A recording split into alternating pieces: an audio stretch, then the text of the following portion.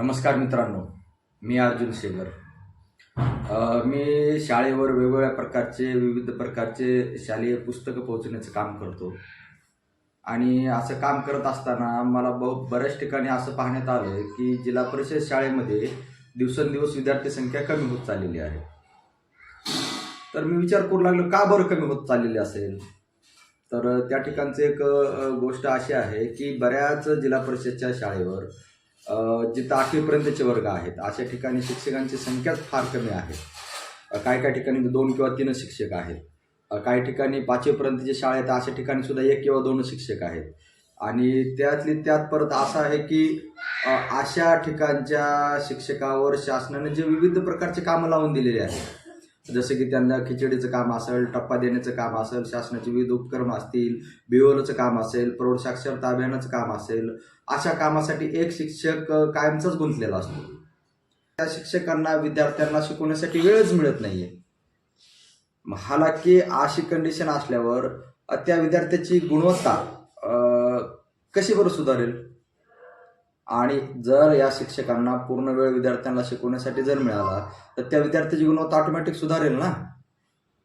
आणि ज्या ठिकाणी शिक्षकांची गरज आहे एका शाळेवर कमीत कमी 5 ते 6 शिक्षकांची, अशा शाळेवर 2 ते 3 शिक्षक असल्यावर बाकीच्या वर्गाला शिकवायचं कोणी।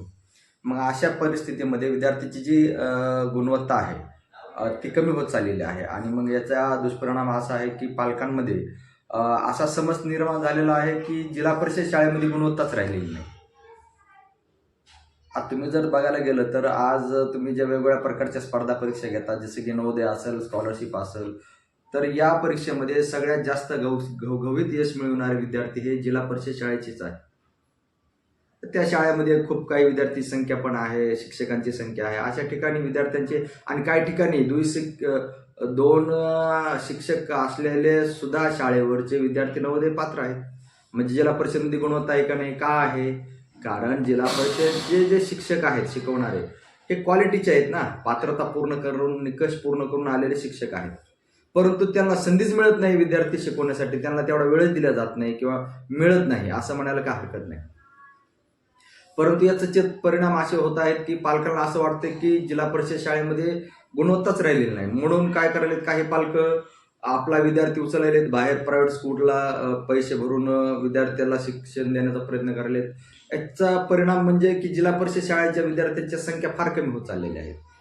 आता मी काही दिवसापूर्वी काही शाळेवर जात होतो, तर त्या ठिकाणी मी जेव्हा पाहतो की एका शाळेवरची पटसंख्या 200, 250, 250 अशी पटसंख्या असायची, ती कालांतराने आजची कंडिशन अशी आली की ती पटसंख्या 100च्या खाली आलेली आहे।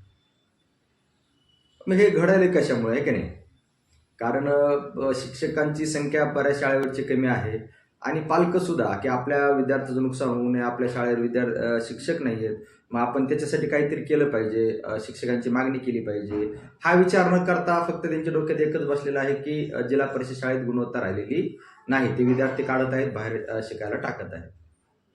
तर असं जर झालं तर या जिल्हा परिषदच्या शाळा जे की शासनानं जे गोरगरिबाचे विद्यार्थी आहेत अशा विद्यार्थ्यांना किंवा सगळ्यांनाच असं सांगितलेलं आहे, असं केलेलं आहे की मोफत आणि सक्तीचं शिक्षण आहे ना। जे मोफत आणि सक्तीचं शिक्षण मिळणारं जे ठिकाण आहे, तर अशीच परिस्थिती चालू राहिली तर ते येणाऱ्या काळामध्ये बंद सुद्धा पडू शकते। आणि हे बाकीच्या इतर लोकांसाठी किंवा गोरगरीब लोकांसाठी फार धोक्याचं आहे हे। तर त्यासाठी जिल्हा परिषदच्या शाळेमध्ये आपण जास्तीत जास्त विद्यार्थी पाठवले पाहिजे।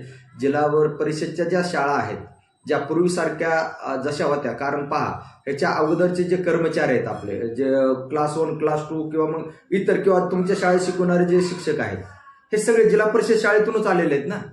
मग काय जिल्हा परिषद शाळेमध्ये गुणवत्ता नव्हती का? त्यांच्यात ती गुणवत्ता कुठून आली? जिल्हा परिषदच्या शाळेमधूनच आली ना।